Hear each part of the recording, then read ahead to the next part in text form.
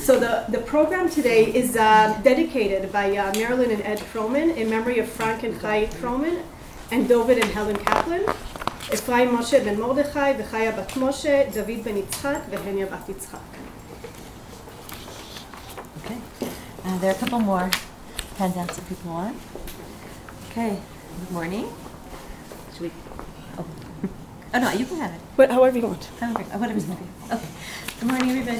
All right, so we have a half an hour, which is a very short amount of time. So we're gonna, put it all in there. So the topic that I chose, as you saw from the title, is Vidui, right? Where the area of the tefillah that I want to focus on is Vidui. I don't know. I think this might not be so true of the younger generation that grew up in Israel and they have a very positive view and everything is happy and they see their yeshivot, they're singing and dancing on Yom Kippur. But I think at least my generation, I don't know about you, a lot of you sitting here, Vidui came with a lot of guilt. Literally, like a lot of breastfeeding. Like we're literally beating ourselves up on Yom Kippur.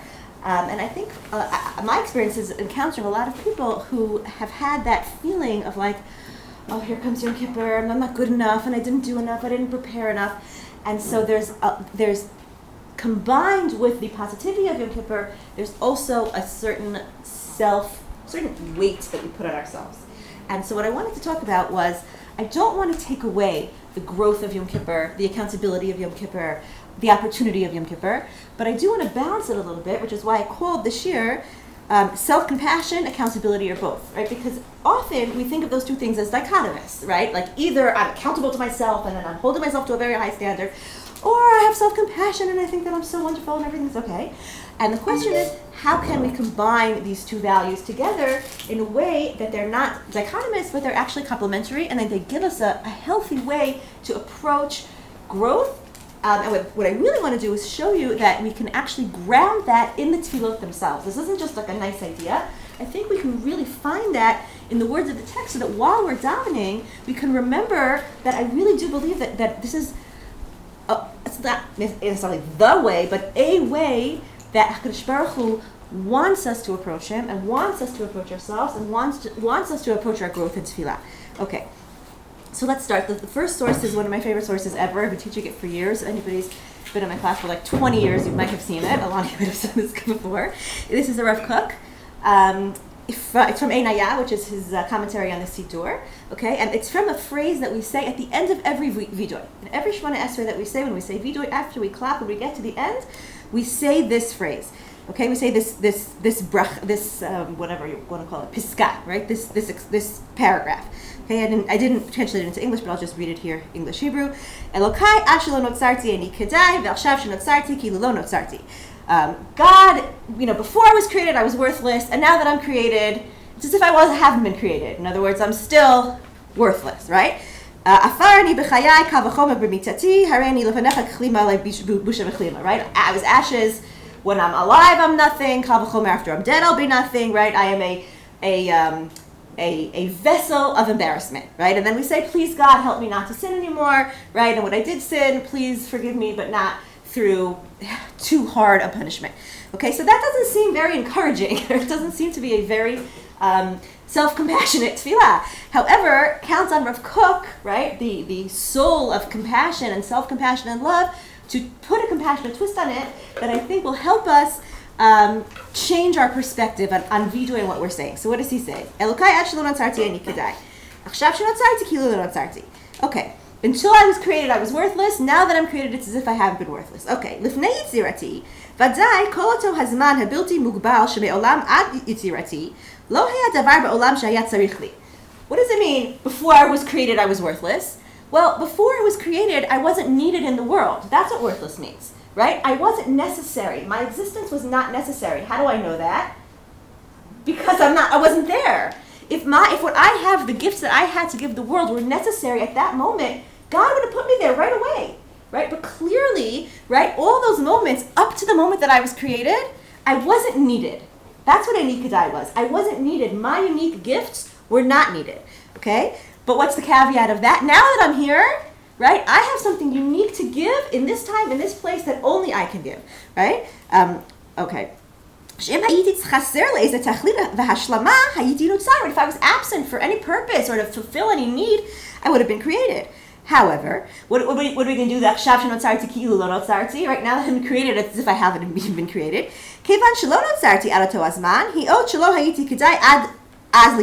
Okay. Right? I only had a purpose. I was created now for my unique purpose. Okay. Right now I'm necessary. Now I'm needed. Right now there's something for me to give to the world that only I can give. Okay. Were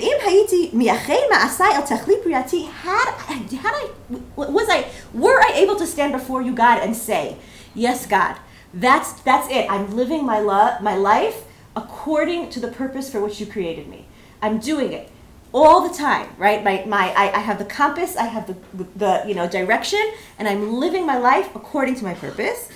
Then I could say that I'm fulfilling my worth. I'm doing what you made me to do. Because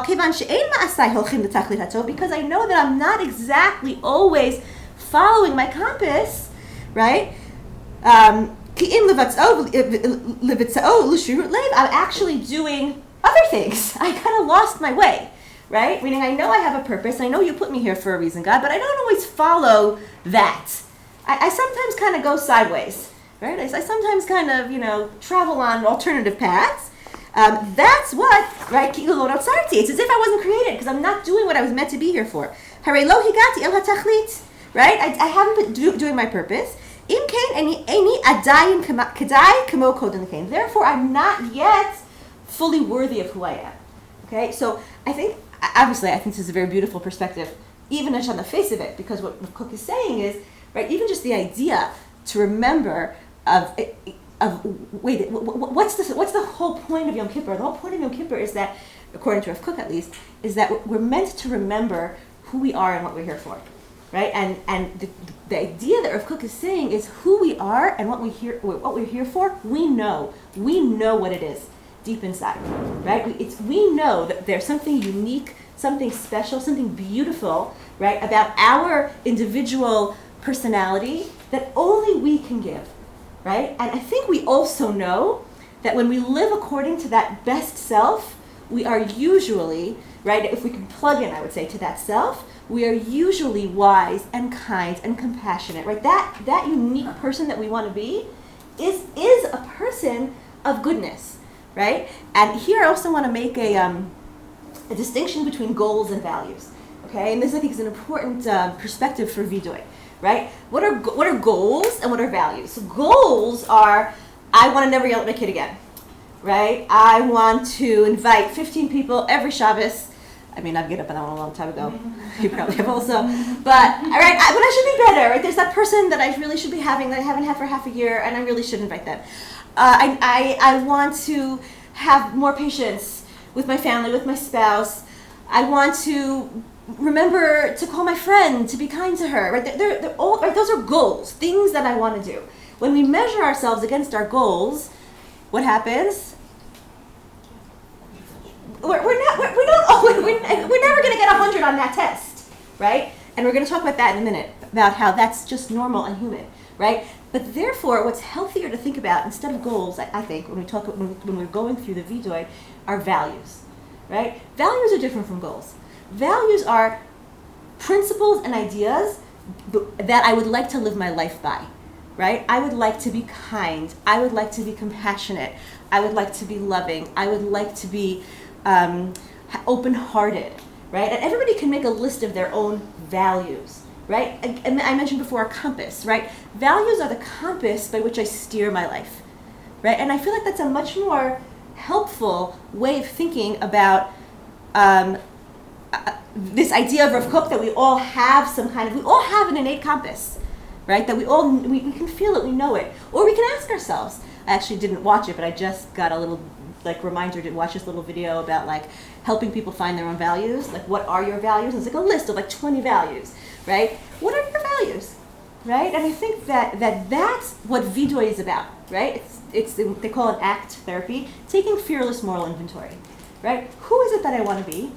and how aligned is my behavior with that value system, right? And I think that that's what Rav Kook is telling us to do, right? And so we're not fighting with ourselves anymore, right? We're instead of fighting with ourselves, we're saying, okay, God, I want to remember that I have values and principles that I want to live my life by, and I think I got off course, right? That's Achshav Shema Tzarti, and I need to recalibrate, right? Recalibrate. It's time to recalibrate. Okay, like a compass or like the GPS, I need to recalibrate, and that's what the Vidui is about, right? So when we're Ashavnu Bagadnu, right? I don't think we should be beating ourselves up and saying, oh, I messed up this one this year, and oh, I'm right. And this might not be as much pshat as the Rav Kook, but I think it's really important, right?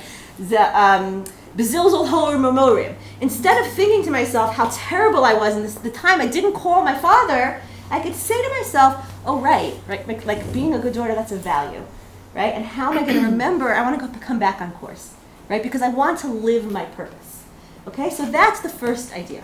Okay, the second idea, okay, comes from, this is Rav Soloveitchik, so this is very nice for me, Rav Kook, Rav Soloveitchik, my two favorites in one share, okay? The second source is from Rav Soloveitchik, and it's also from the Vidui, it's from Ne'ilah. It's from what we say in the Ne'ilah, Tfilat Ne'ilah, our last Tfilah on Yom Kippur. Perhaps for many, the epitome, the high point, the climax of this day of I'd say self-improvement, introspection, growth. And in the Nila of Yom Kippur, in the Shmona Esrei of Nila, okay, we have this expression, right? By the way, the Shmona Esrei of Nila is like no more al chetz. It's just Hashavnu ba'adash. Like we go down to the bare bones, right? I feel like the al chetz is this prop. Like again, it's like if you're doing values clarification, go through these lists, see which ones you want to tick off. What do you want to focus on? Now it's just like you and yourself and God, and like again, who do I want to be? What's my inner self? What's my inner purpose? Right? I don't. It's I have the Hashavnu template, and I'm just gonna focus on, how can I focus on the good things? Okay, but I still haven't fully addressed, well, what do we do with all that guilt about all our failure? And this is surprisingly for me at least, where Rav Soloveitchik comes in. Okay, because he says something very similar to Rav Kook, but I think he adds something. Okay, so the tefillah from Ne'ilah. Again, this is right after we've said our Vidui, we've said our Shamnus, and then we say this. Ma'anu, ma chayenu, ma chastenu, ma tzidkenu, ma yeshuasenu, ma kochosenu, ma gurasenu, right? What are we? We are nothing. Again, this is the part where we all tend to feel like nothing, right? Everything is worthless. I have no strength. I have no power. I have no kochos. Or we're saying we. Okay, and we'll see why in a minute. Actually, I'm not even going to read this because Rav Soloveitchik translates this whole thing, but like, that's this phrase, right? Every human being has tried to be something. Where are they all? They're all gone, right? They're like, a person can strive if their goal is to be important, right? In front of God's eyes, how important can any of us be, right? Actually, the answer is infinitely important, right? But that's what it feels like, right? It's like the Kohelet perspective, like, there's so many of us, and it goes on forever, and how can we possibly matter, right? Right? Like, really? And again, I think that's a goals perspective, right? I want to be remembered. I want to be famous. I want to be, I want to write something that's going to matter to people. It reminds me of, anybody read Death of a Salesman?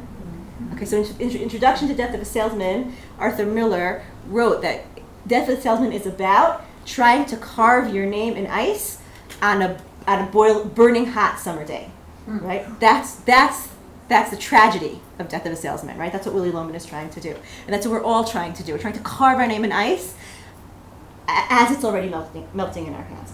That's what we feel when we say this, right? And then we say, "Atah havdalta enosh mirosh." You have separated man from the beginning. V'takirehu lamod lefanecha, and you made him stand before you. Kimi yomar lecha ma tif'al v'im yitzadik mitzadek v'titein lanu Hashem b'ahava ad Yom Kippurim hazeh. Okay, we're going to get to how Rav Soloveitchik explains this idea, but the next phrase is, you separated man from the very beginning, and you gave him Yom Kippur to stand before you as a day of atonement and forgiveness. Okay, so let's read Rav Soloveitchik. Okay. So he's talking in general about the nature of man, And he's talking about what I just talked about, this kind of Willy Loman paradox, right? Willy Loman and all of us wouldn't be, why are we trying to carve our name in ice? So forget it, give up. And yet we know that our names are going to melt. But those two instincts are very, very profoundly rooted in our human reality, right? It's just who we are. We all want to carve our name in ice, and we all know that it's going to melt. Okay, so Rav Soloveitchik talks about this human paradox. Okay, it is in this light that we can understand the deep contradiction that pervades the spiritual self-evaluation of homo religiosus. This is, and for again, here he's saying homo religiosus is religious man, religious person, right? For the religious person who's trying to carve their name in ice, it's even harder. Because he's trying to carve his name in ice, not just to be remembered, but because he thinks God wants him to, right? He's trying to fulfill God's will, right? He has to do God's will in the world, right? So like, I know that I can, and I know that I have greatness in me, but I also know that I'm human and I'm fallible, right? On the one hand, he senses his own lowliness and insignificance, his own frailty and weakness. He knows that even a gnat preceded him, a snail preceded him. He sees himself as the one biological creature who has misused his talent for destructive ends, right?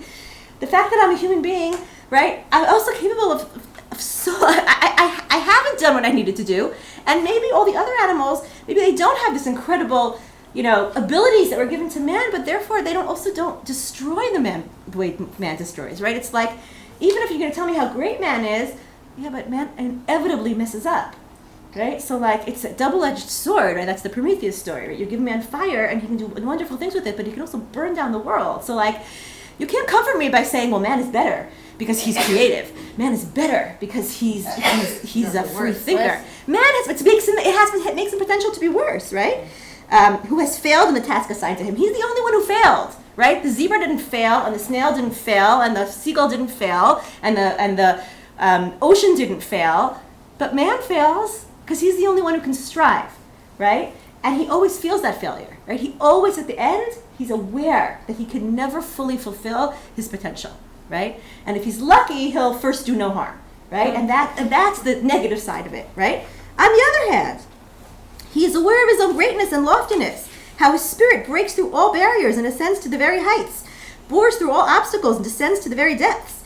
Is he not the crown of creation, right? Meaning, on the other hand, we know that we have tremendous potential, and that we do have tremendous potential for good, and that there are things that we can accomplish. We know it, we feel it. You can't crush the human spirit, right? The human spirit exists, and it's always going to try to rise up, right? You can try to, destroy it. You can argue for nihilism. You can argue for hedonism. There's always going to be that one human who stands up and says, no, human beings are amazing. They're incredible, right? They can create the most beautiful, inspiring art and ethics and literature and science and interpersonal relationships and kindness. It's not true. I know that there's potential within me. I know that there's greatness, right?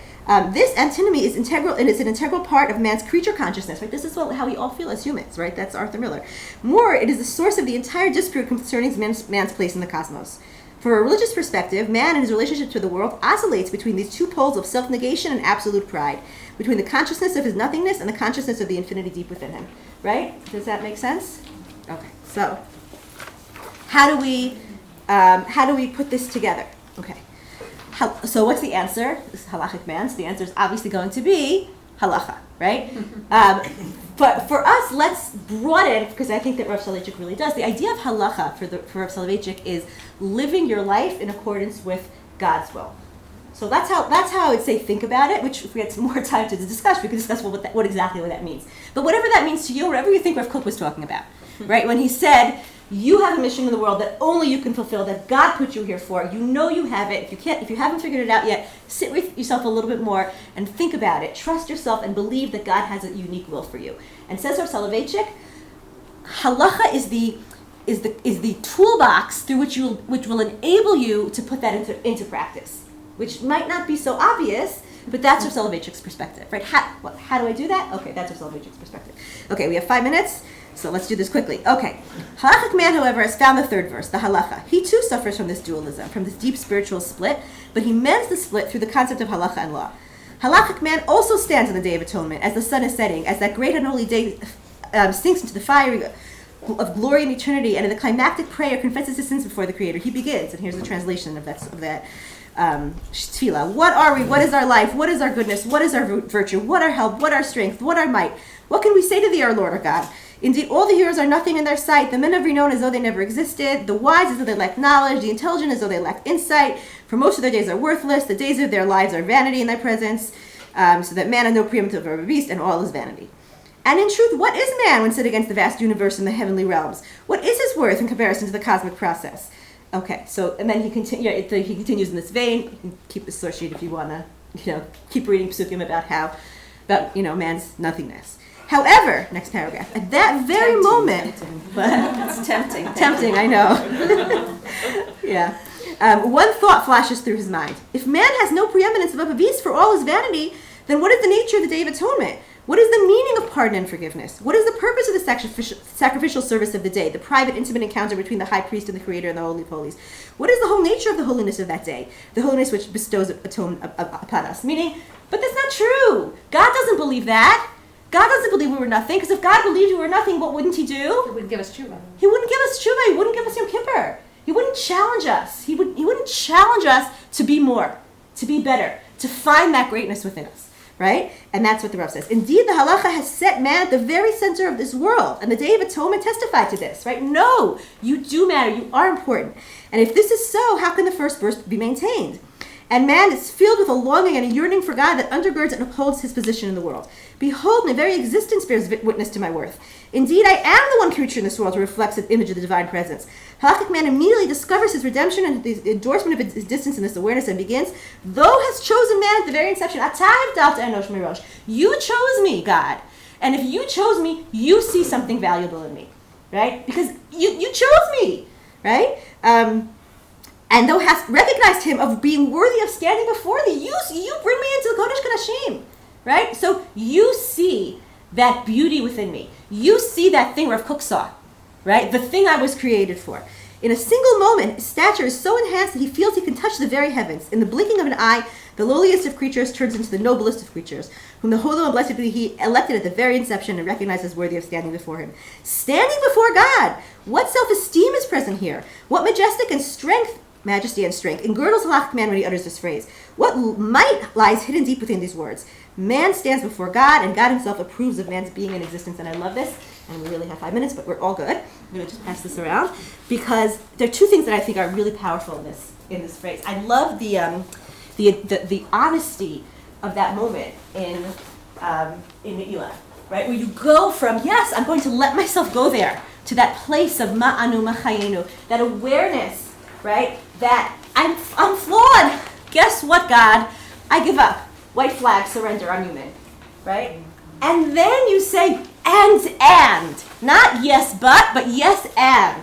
I am human, and you still believe in me, God, right? You still want me. You're the one who said, right, that I have so much potential within me, and that all I need to do is kind of turn inward, find that potential, and you want me to stand before you. So for me, I think another message that comes out of here, and someone just said this about what we say after Tana Tokef, which is also that, like, I think it's Adam Yisrael Yom Yafar,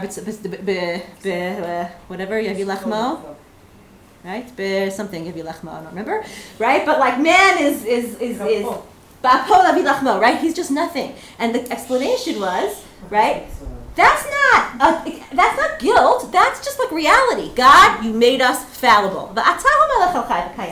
Right? That's what humans are. We're gonna make mistakes.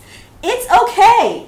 But you made us this way. You want us to be this way, and you forgive us for being this way, right? And so, okay, I know that I'm fallible. I know that I am. It's okay. And the minute I can admit it, it doesn't have to be a burden. We're all fallible. Who are we hitting? Who are we hiding from? It's okay, God, made a mistake, right? Again, give up, white flag. And I want to, because I know that I'll be happier if I focus on, again, that core value of me that I know is in here and that I wanna live my life by. And I think that, to me, is the way to kind of take the accountability, but also have the self-compassion. I'm fallible, and I'm going to keep trying to live according to my values. And I want to end by playing a song. Okay? This is a song by Hanan Ben Ari, who I love. And I gave out the... This is my daughter. This is from his new album, and I think the idea is expressed beautifully in this song. Okay? So I have here you have the Hebrew and you have the English. Okay?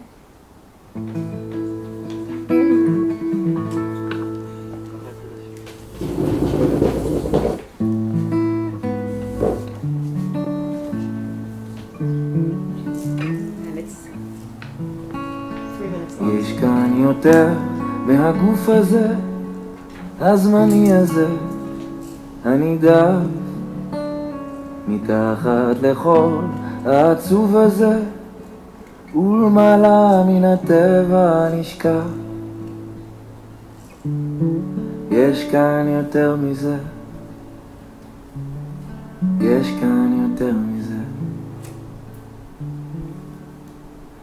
יש כאן יותר מהצוף הזה, המתוק הזה, המזויף, מתחת לכל האיפור הזה, הייאוש, הקנאה, המרדף.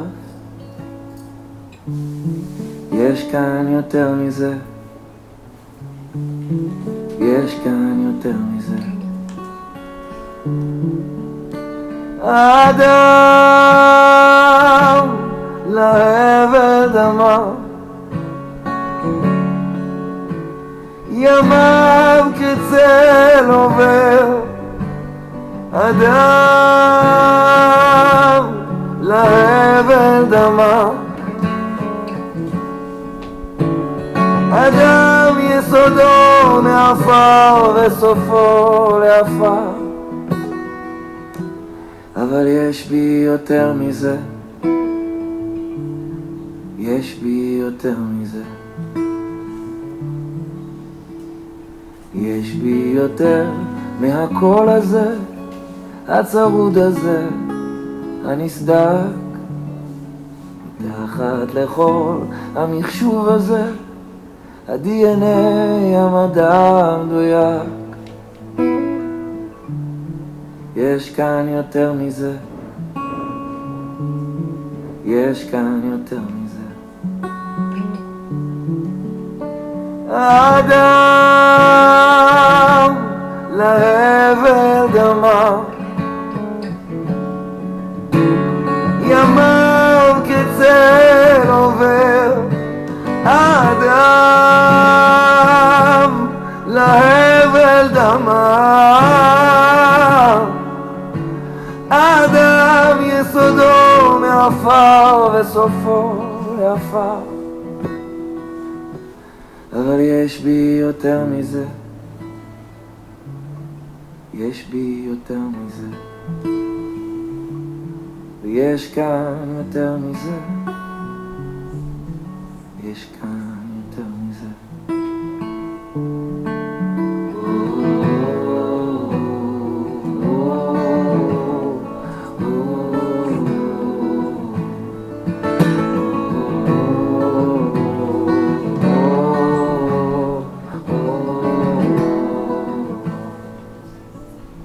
יש כאן יותר מהסוף הזה, הצפוי הזה, המקומה. אמן שכבר כאן בעולם הזה, בכל בוקר ניתן מזה קצת. כי יש כאן יותר מזה, יש כאן יותר מזה. ויש בי יותר מזה, יש בי יותר מזה. Wow. Makes me cry. Okay, so Shana Tova. Thank you. Just a second, please stand up. Oh, no. Just turn Turn the it on. recording up.